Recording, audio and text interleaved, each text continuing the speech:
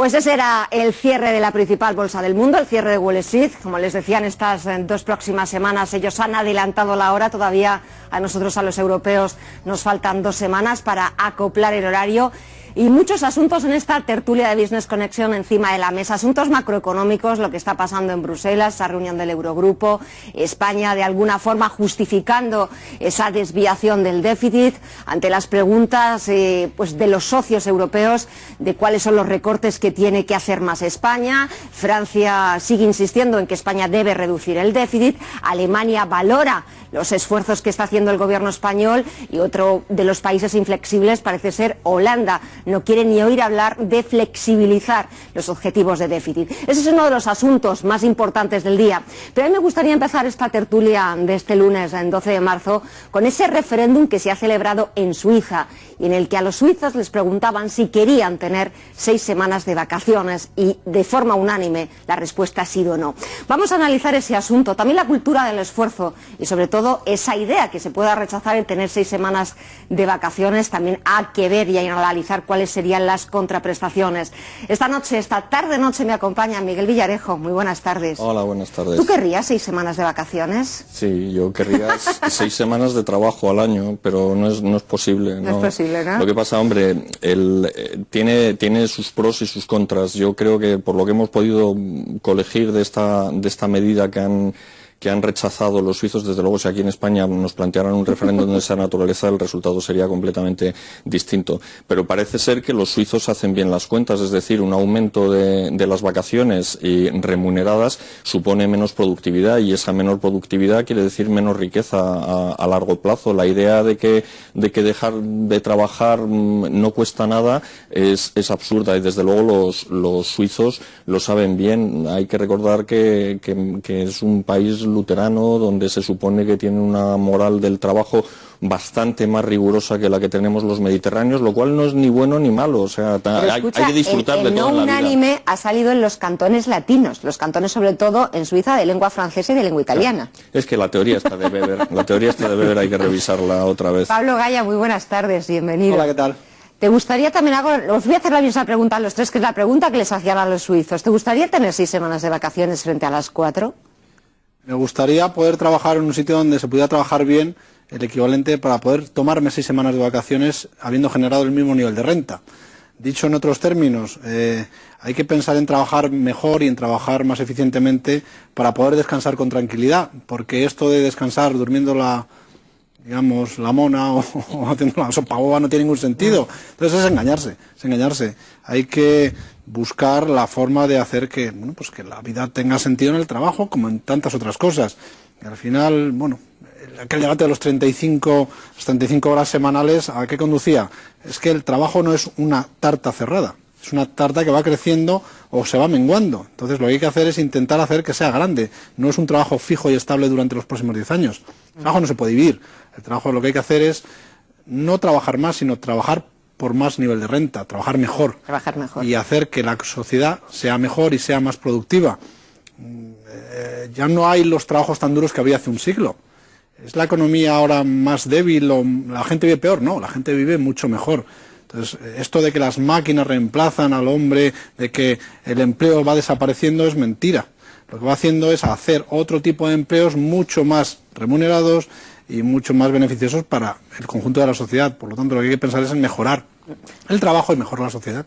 Manuel Llamas, muy buenas tardes. ¿Qué tal? Buenas también. tardes. ¿Por qué es tan difícil de hacer entender que trabajar más no es igual a trabajar mejor? ¿Cómo se consigue una mejor productividad en el trabajo? Porque yo creo que al final esa es la respuesta. Es decir, en Suiza han dicho que no, porque es lo que estaba comentando también Miguel, serían 2 semanas más remuneradas y hay determinadas economías, sobre todo en el caso de Suiza, las pymes, pequeñas y medianas empresas, que forman el 88% del tejido empresarial en Suiza, que sería imposible poder permitirse 2 semanas más de vacaciones. Es una cuestión básicamente de productividad, no es de echarle más horas. En España, por desgracia, existe la tradición de salir muy tarde del trabajo y echar muchas horas en el puesto de trabajo cuando en realidad la productividad eso no implica que la productividad sea mayor. De hecho, en otros países, sobre todo anglosajones o del norte de Europa, tiene unos horarios bastante más restringidos, en el sentido de que se trabajan sus 8 horas y a las 5 de la tarde están en su casa, incluso antes. En España, sin embargo, es muy común que tengas un horario de mañana hasta la hora de comer, 2 horas de comida y luego horario de tarde hasta las 8 o 9 de la noche. Y eso, sin embargo, no significa que las empresas españolas sean más productivas, más bien al revés. Si algo demuestran las estadísticas a nivel europeo es que la productividad se ubica fundamentalmente en los países del norte y en los países anglosajones. En Estados Unidos, por ejemplo, son enormemente productivos. Básicamente la productividad depende de varios factores, pero sobre todo uno de los más importantes es la capitalización de la economía. Es decir, en los países pobres la gente que trabaja muchísimas horas, pero el valor añadido de ese trabajo es muy escaso en comparación con economías altamente desarrolladas, con fuertes factores tecnológicos dentro de las empresas y con un elevado capital. Empresas que se dedican, o economías que se dedican a producir bienes y servicios de alto valor añadido, ¿no? Y esa es la gran diferencia. En España nos falta básicamente eso, y lo que tenemos que ir es desde una economía que estaba sustentada básicamente en construir viviendas a una economía que debe dedicarse más bien a exportar productos de calidad. Ahora hablaremos de ese asunto, también de ese asunto macroeconómico, de lo que se está dilucidando en Bruselas. Pero antes me gustaría, estaba comentando Manuel de las cosas que nos faltan en España, y yo creo que hay una que nos sobra, y es esa huelga general convocada para el próximo 29 de marzo. Ayer domingo hubo ciertos ensayos, algunas protestas por parte de los sindicatos, preparándose para ese jueves 29 de marzo. El análisis de Pilar García de la Granja, la directora del telediario de Intereconomía. Hoy de lo que más se habla en España es de qué va a suceder ese 29 de marzo con la huelga sindical. Se juegan varias cosas. La primera es una guerra a muerte entre el gobierno, que ya ha anunciado hoy que no va a dar marcha atrás en la reforma laboral, en palabras no solo de la ministra de Empleo, Fátima Báñez, sino también en palabras del propio presidente del gobierno, Mariano Rajoy, y los sindicatos. Será una huelga general con poca afluencia del público, porque la gente que está trabajando no se quiere jugar su puesto de trabajo por acudir a una huelga general. Eso va a obligar a los sindicatos probablemente a ser lo más violentos posibles para intentar tener éxito. Se juega la supervivencia del actual sistema sindical en nuestro país, tal y como lo conocemos desde la época franquista. Los sindicatos españoles no han reaccionado, no se han reciclado, no son sindicatos modernos como tenemos en otros países de nuestro entorno, como Alemania, como Francia o como el Reino Unido. Eso es lo que nos jugamos el día 29 de marzo.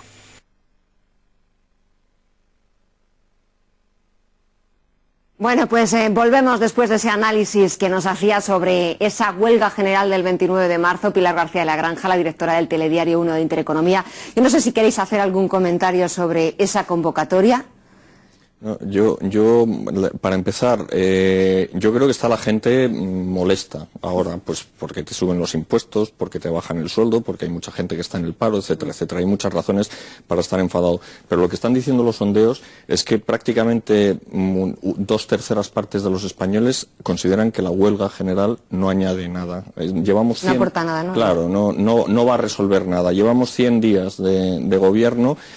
Ayer los sindicatos echaron un pulso. Yo creo que bueno, incluso en los cálculos más optimistas debieron de movilizar en torno a 200.000 personas en toda España. Entonces 200.000 personas está muy bien y abultan muchísimo, y tú las juntas una detrás de otra y una barbaridad. Pero sucede que este gobierno tiene más de 10 millones de votos y le han dado un mandato para que saque a este país de la crisis. Yo creo que los sindicatos lo menos que podrían hacer es esperar a ver si funciona. Los sindicatos se juegan mucho en esta huelga. O sea, primero, si la huelga tiene éxito, lo cual habrá que verlo.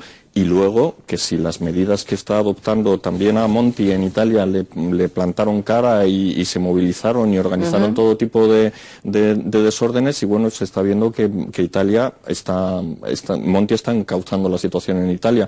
Si aquí Rajoy hace lo mismo dentro de, no de 100 días, porque la situación es más complicada que en Italia, pero en fin, si hacia el verano la situación ha mejorado, pues yo creo que los sindicatos que se han opuesto de una manera tan absolutamente radical, porque tienen sus razones. O sea, la reforma laboral les quita muchísimo poder, pero bueno, si se comprueba que estaban equivocados, pues en fin, el resultado va a ser muy malo para ellos. Y esta huelga del 29 de marzo, dependiendo del éxito o el no éxito que tenga, aparte de de los condicionantes que estaba diciendo Miguel, ¿no pone también en duda el modelo que tenemos actualmente de sindicatos en España? O sea, realmente los sindicatos, Comisiones Obreras y UGT, que son los dos principales, ¿qué defienden? Claro, este es un debate importante a tener en cuenta, ¿no? Porque parece que están defendiendo su propia parcela de poder, más que defender el que trabajador tenga o mantenga un puesto de trabajo. La creación del empleo y sobre todo la solución de los problemas. Yo pondría el énfasis en lo que es la solución del problema. Es decir, señores, tenemos un problema económico, lo estamos diagnosticando y creo que estas son las causas y estas podrían ser las soluciones. Yo no he oído nada de los sindicatos ni nada de la izquierda en este sentido que no sea la defensa a ultranza de lo ya conseguido socialmente. Ya, pero ¿esto cómo soluciona los problemas? ¿Cómo soluciona los problemas de tener que refinanciar la economía, de tener que generar empleo, de tener que ser más competitivos en las empresas y de tener liquidez suficiente en la economía? Pues busquemos las soluciones, pero lo que no puede ser es un enrocamiento de una postura que no parece ser, bajo mi punto de vista modesto, no parece ser la solución ni atacar en base estos problemas. Los sindicatos plantean una estrategia muy defensiva, pero no plantean una estrategia imaginativa ni desarrollan tareas, digamos, de economía política. Simplemente cierran su cuartel, se enrocan, se atrincheran y defienden lo que es suyo. No sé qué es exactamente lo suyo. Lo suyo sería crear empleo y hacer que no hubiera casi 6 millones de parados en el país, ¿no? Entonces, bajo mi punto de vista, esto no parece correcto, ¿no? Y el mensaje, yo creo que cala en la sociedad y la gente está empezando a darse cuenta de esto. Y de hecho, pues como decíamos antes, el nivel de convocatoria ha caído, ¿no? Y yo creo que no va a ser no va a ser ni igualmente soportada que la última huelga general, que fue también una pantomima, ¿no? Sí. Manuel. ¿Qué es lo suyo? Lo suyo es vivir de la pantomima. Iba a hacer esa pregunta, pero como sabía que le ibas a contestar. Es que, ¿qué es lo suyo? Toso y Méndez... Es que le sacas los sindicatos a Manuel. Toso y Méndez viven de la pantomima, viven del dinero de todos los españoles, se manifiestan a favor de sus propios intereses. Se manifiestan básicamente por dos razones. Porque esta reforma laboral por fin les toca el bolsillo. Es así de sencillo. Y ya no me estoy refiriendo a la reducción de las subvenciones del 20% del gobierno, que me parece ridícula. Debería haber eliminado el 100% de las subvenciones directas, sino la segunda pata de la financiación, la principal de los sindicatos, que son los famosos cursillos de formación. Pues bien, ahí el gobierno ha abierto la mano, ha abierto el abanico, de tal forma que va a permitir la entrada de otros agentes, empresas dedicadas a ofrecer ese tipo de cursillos, desde ETTs, agencias de formación, etcétera, y no solo patronal y sindicatos. Bien, ahí van a perder una parte importante de dinero. Pero al mismo tiempo tocan algo fundamental, que es la base sobre la que se sustentan los sindicatos españoles, que por desgracia siguen siendo sindicatos franquistas. Son sindicatos de corte vertical, heredados del sistema del mercado laboral de trabajo, de la regulación del trabajo que existía en la época de Franco, solo que ahora se lo reparten entre dos, Comisiones Obreras y UGT. Y entonces, ¿en dónde ataca la reforma laboral? Ataca básicamente la negociación colectiva. Lo que hace la reforma es, bien señores, la negociación colectiva va a seguir existiendo, por desgracia, apunto yo, pero vamos a priorizar los convenios de empresa. A partir de un determinado tamaño, las empresas grandes van a poder negociar sus propias condiciones con los trabajadores, con los representantes de esos trabajadores, no solo los representantes sindicales, sino los representantes que elijan los trabajadores, que es muy distinto, y al mismo tiempo vamos a permitir que, si vienen mal dadas, las empresas se descuelguen del convenio colectivo. Bien, el poder de los sindicatos hasta el día de hoy se versaba básicamente en que tenían la capacidad de decidir unos pocos las condiciones laborales de millones de trabajadores. Eran unos dictadores laborales, son unos dictadores laborales, y ellos son los culpables de que España cuente a día de hoy con más de 5 millones de desempleados. Son los sindicatos los culpables de que España, insisto, cuente a día de hoy con una tasa de paro superior al 23%. Y también añado yo, y el gobierno por permitirlo, hasta que ha llegado este gobierno y ha abierto la mano. Por desgracia, desde mi punto de vista, se ha quedado corto. Lo que tenía que haber hecho era eliminar la negociación colectiva, cosa que se ha quedado a medias, y eliminar las subvenciones a los sindicatos. Mi gran temor no es ninguna huelga general. Que hagan las huelgas generales que les vengan en gana. A mí eso no me preocupa. De hecho, es más, si hay huelgas generales, significa que las cosas van por buen camino. El problema no es ese. A mí lo que me da miedo es que el gobierno eche de marcha atrás y, por miedo a este tipo de manifestaciones, esté dispuesto a dialogar. De diálogo, cero. Nada de negociación con los sindicatos. No, yo en una de las... Bueno, no estoy seguro de que se pueda hablar de sindicatos franquistas, ¿no? Los sindicatos franquistas eran verticales, integraban a la patronal y con lo cual era una especie de pantomima, no tenía mucho sentido. Estos son más bien sindicatos de clase, pero estoy de acuerdo en lo fundamental. La herencia. Bueno, estoy de acuerdo en lo fundamental del análisis. Lo que hacen es proteger, se han convertido... Hubo un tiempo en que los sindicatos luchaban por cosas importantes y heroicas, que era cuando trataban de defender el sufragio universal, pero una vez que alcanzaron eso en la Primera Guerra Mundial, pues prácticamente se han convertido en un lobby, entonces defienden a una clientela. Esta reforma no solo implementa esa cláusula de salvaguarda, sino que es que hasta ahora, con la legislación laboral que había, los sindicatos tenían la capacidad de veto en cualquier decisión que afectara a la vida de la empresa, tanto a los salarios como al tema de los despidos. ¿Por qué? Pues porque cualquier decisión que afectase, bueno, para empezar, los salarios no se podían tocar. No se podían bajar a no ser que tú como empresario lo pactases esto con cada trabajador individual, pero por ley no se podían tocar. Esta reforma permite que ese tipo de decisiones se adopten. Y luego hay un paso intermedio que era el recurso, digamos, o la mediación de la administración. Ningún ERE podía negociarse si no tenía, o podía llevarse a cabo si no tenía el visto bueno de la Consejería de Economía de la región correspondiente, de la autonomía correspondiente.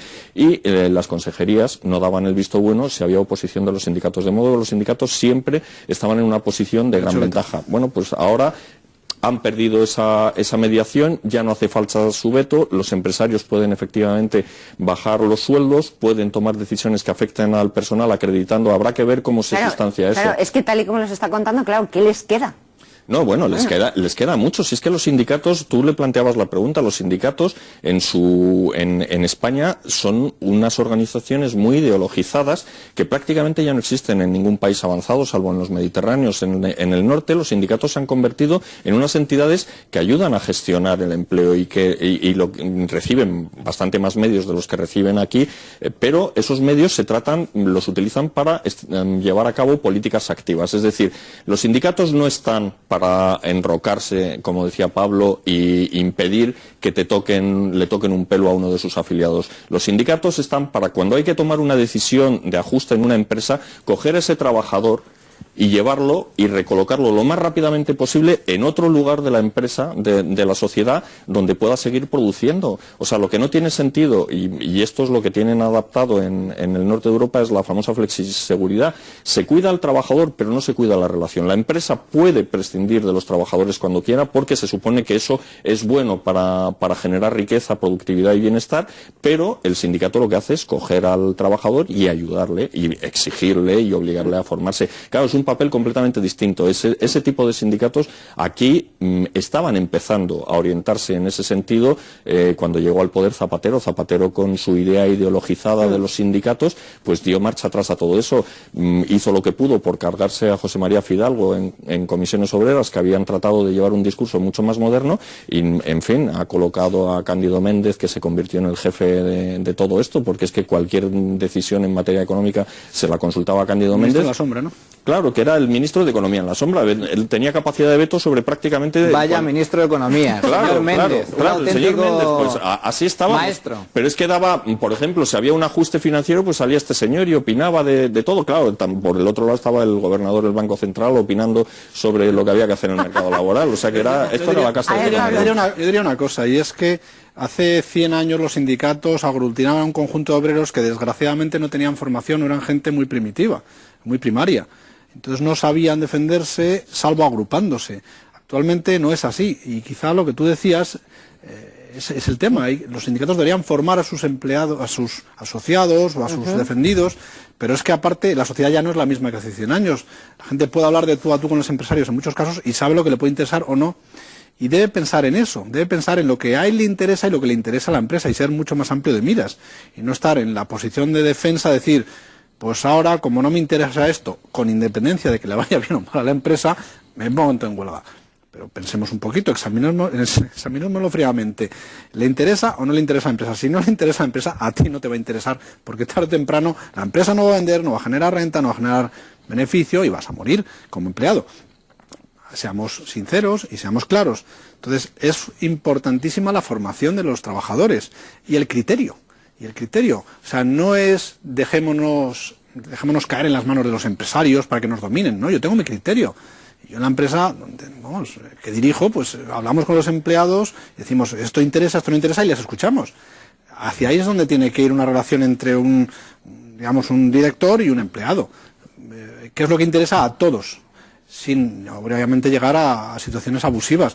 Pero de ahí a cerrarme en banda y decir, señores, no me interesa esto porque no me interesa, y porque no me interesa, habría que examinar por qué no interesa, y generalmente terminaríamos llegando a que son las cúpulas sindicales las que terminan dirigiendo ese discurso, ¿no? Y es ahí donde yo creo deberíamos enfocar el asunto. Me gustaría cambiar de... ¿Quieres añadir algo más? Pero no, muy breve. Simplemente que es muy importante lo que acaba de señalar, porque en España, por desgracia, la figura del empresario es vilipendiada, cuando en realidad es al revés. Aquí se intenta llevar a cabo un discurso de enfrentamiento, de confrontación entre trabajadores y empresas, un discurso propio del socialismo del siglo finales del XIX, principios del siglo XX, cuando en realidad es al revés. Cuanto mejor le vaya a la empresa, mejor le va a ir al trabajador, sin lugar a dudas. Los intereses de ambos están perfectamente unidos. Y es mentira que el empresario tenga la sartén por el mango, ni mucho menos. Los trabajadores, sobre todo en determinados sectores, y a mejor nivel de formación, por supuesto que tienen muchas de ganar en una negociación de tú a tú con la empresa, sin lugar a dudas. A mí me gustaría que habláramos, es verdad que la semana pasada, se aprobó hace 2 semanas por el Consejo de Ministros lo del pago a los proveedores, se habló la semana pasada en la reunión que hubo del Consejo de Política Fiscal y Financiera, un día con las comunidades autónomas, al día siguiente con los ayuntamientos, pero es que he escuchado antes al presidente del Gobierno, Mariano Rajoy, que decía una frase a mí me parece muy sensata y con mucho sentido común, que es inadmisible o no se puede vivir en un país donde no se paga. Eso es crítico. O sea, lo de los donde proveedores no es crítico. se paga. Es crítico. Claro, es que es que es tan sencillo como claro, eso. yo tan sencillo y tan complicado, claro. Yo tenía antes, hubo una época en que trabajaba en una publicación, bueno, siempre he trabajado en publicaciones, pero en aquella época era una publicación universitaria y nos iba muy bien porque facturábamos muchísimo. Pero en un momento dado el director general dijo, oye, es que no tenemos dinero en el banco porque estamos facturando muchísimo, pero aquí no cobra nadie. O sea, vamos servidos. Claro, entonces se trata, la segunda parte, una cosa es facturar y otra cosa es cobrar. Este hombre además venía de Latinoamérica. En Latinoamérica es relativamente fácil vender, lo que es complicado luego es cobrar lo que vendes. Bueno, pues yo creo que es que eso es que hay muchas empresas pequeñas y grandes que se están asfixiando debido a la falta de liquidez, y como los ayuntamientos, en el fondo, no hay manera de conseguir que cobres de ellos porque la ley está diseñada de forma simétrica. Se ha intentado y se ha planteado que, por ejemplo, si los ayuntamientos no pagan, el Estado, ya que se financia a través de transferencias, claro, pues que el Estado le descuente de las transferencias y pague a los proveedores. Pero ni siquiera esa reforma, que parece tan sensata y tan razonable, ha llegado a buen puerto. Y entonces ahora vamos a recurrir a una fórmula que es esta de que en el fondo lo que es una quita, ¿no? Les están diciendo a la gente, vamos a pagar, lo que pasa que el que esté dispuesto a cobrar menos va a ser el primero. Bueno, pero en fin. hay una... A ver, me gustaría, Pablo, y luego Manuel. O sea, es pernicioso. Antes hablábamos de los mensajes que el gobierno debería enviar a la población, ¿no? Y esto es importantísimo. Aquel mensaje de hace 5 o 10 años, no 10 no tanto, ¿no? 6 o 7 años, cuando Francia dijo, vamos a reducir las horas laborables a 35 en una semana. ¿Qué mensaje enviaba, no? O el mensaje que envía la LOCSE de, puedes pasar con 4 asignaturas suspensas. Hay mensajes que son perniciosos, ¿no? Pues el mensaje de, pues el ayuntamiento se lo gasta literalmente en cualquier tipo de obras y aquí no pasa nada. Esto de la seguridad jurídica es tan importante que si eso se quiebra todo el asunto. Ya no es que se quiebre, digamos, el entramado de la sociedad, sino que es que hay señores que han hecho un trabajo y no cobran por ello, y es que es un auténtico faenón que no puedan hacerlo, porque es que se les hunde esto, se les hunde el negocio, se les hunde los empleos, todo el mundo tiene que ir al paro. Sí, claro, pero hasta ahora parecía que nadie le ponía el cascabel al gato, ni a las comunidades autónomas ni a los ayuntamientos. fíjate Eso era seguir llamando a la puerta, seguir yendo a la ventanilla, a ver si cobrabas alguna vez, y aquello nada, suma y sigue. Los 12.000 millones del plan, ¿en qué se dedicaron? ¿Pero por qué no se dio entonces el dinero? Bueno, por supuesto que eso fue un despilfarro, pero vamos a ver, en números redondos, según datos, bueno, tanto oficiales como de los propios empresarios, las administraciones públicas adeudan a sus proveedores cerca de 35.000 millones de euros, que es la cuantía que ha puesto encima de la mesa el gobierno. Yo, sinceramente, soy crítico con el mecanismo que se ha adoptado. Se podía haber adoptado otro mecanismo, pero el mecanismo que se ha adoptado, soy crítico con él. ¿Por qué? Básicamente porque va a redistribuir la deuda de unos entre todos. Es decir, ¿por qué yo tengo que hacerme cargo de un ayuntamiento mal gestionado, que no ha pagado a sus proveedores con mis impuestos? ¿Por qué yo o cualquier ciudadano va a tener que hacer frente a esto? En teoría, el mecanismo está diseñado para que, a través de un préstamo sindicado, el Estado adelante ese dinero a los proveedores, pero el titular de la deuda sigue siendo comunidades autónomas y ayuntamientos. De hecho, van a tener que emitir deuda pública a largo plazo para devolver ese dinero al Estado. Bien, el problema aquí es que hay algo perverso. El mecanismo establece que es el Tesoro, es el Estado el que va a avalar esos 35.000 millones de euros, y además no se establecen mecanismos de control ex ante, sino ex post. Me explico. Lo que ha adoptado el gobierno es sencillamente el primer rescate griego. Para aclararlo, sencillamente el primer rescate griego. Los europeos hemos entregado 100 y pico millones de euros a Grecia. Grecia se los ha gastado como le ha dado la gana, no ha hecho los ajustes y Grecia ha necesitado un segundo rescate. Bien, ahora lo que yo planteo es lo siguiente. ¿Qué va a pasar cuando dentro de 3 años algunas comunidades autónomas o ayuntamientos no hayan hecho los ajustes prometidos y el gobierno, yo me pregunto, ¿el gobierno va a ser capaz de cumplir su amenaza y decir, que estás haciendo las cosas mal, que no estás cumpliendo, te voy a retener el dinero de la financiación como forma de castigo? Sinceramente, no me lo creo. No me lo creo. Entre los políticos anda el juego, entre los píos anda el juego. Un político no se va a pisar a otro. Es decir, finalmente, si un ayuntamiento o una comunidad autónoma incumple y no puede hacer frente a esa devolución de deuda, pues ¿qué es lo que va a pasar? Pues básicamente que es el Estado, es decir, todos los españoles los que van a afrontar el desaguisado. Me parece que es erróneo. Si el Estado hubiera cogido y lo hubiera hecho al revés, como se ha hecho, por cierto, el segundo rescate de Grecia, es decir, sí, te prestamos el dinero, pero este dinero va a ir destinado directamente, tú no vas a poder hacer uso de él, sino que lo vamos a gestionar nosotros y somos nosotros los que vamos a pagar a tus proveedores. El Estado debería haber hecho eso, directamente descontar las liquidaciones a cuenta, los pagos a cuenta que adeuda comunidades autónomas y ayuntamientos para hacer frente a ese préstamo. No lo ha hecho así y por lo tanto, insisto, bien, está muy bien que proponga un plan de ajuste, pero ya hemos visto lo que ha pasado con los planes de ajuste. Es decir, no ha pasado absolutamente nada. Las comunidades autónomas y los ayuntamientos han seguido haciendo lo que les ha dado la gana. A ver, Miguel, ¿estás de acuerdo? Porque hoy nos veo polemizar. Bueno, él dice, soy crítico. ¿Por qué? Pues porque eres crítico siempre. Si es que es tu carácter. Es como el chiste de la rana y el alacrán. ¿Por qué me has picado? Porque es mi carácter. Pero al menos lo ha argumentado. No, está bien. Yo estoy de acuerdo. No estoy de acuerdo en que las comunidades hayan dejado de hacer el ajuste porque sea su carácter también, sino porque también hay una serie de mecanismos perversos en el sistema de financiación. Las autonomías se están financiando con dinero que se calcula, se gastan en el siguiente ejercicio, sí. Todo el ajuste lleva 2 años de decalaje. Muy breve. Porque reciben a cuenta el dinero sobre los ingresos del año anterior. Entonces no han hecho ningún ajuste, tienen que empezar ahora. Y me parece que es absolutamente increíble que estén diciendo que ellos no pueden hacer más sacrificios y no han empezado. Bueno, pues señores, nosotros hemos empezado y tenemos que ya que terminar. Miguel, ha sido un placer, muchísimas gracias. Hasta la semana que viene. Pablo, igualmente, hasta la semana que viene. Y Manuel, igualmente, hasta la semana que viene. Y a ustedes, pues siguen escuchando y viendo Business Connection. Nos queda todavía mucho programa hasta las 10 de la noche, las 9 en la Comunidad Canaria. Actualizamos toda la información y enseguida volvemos.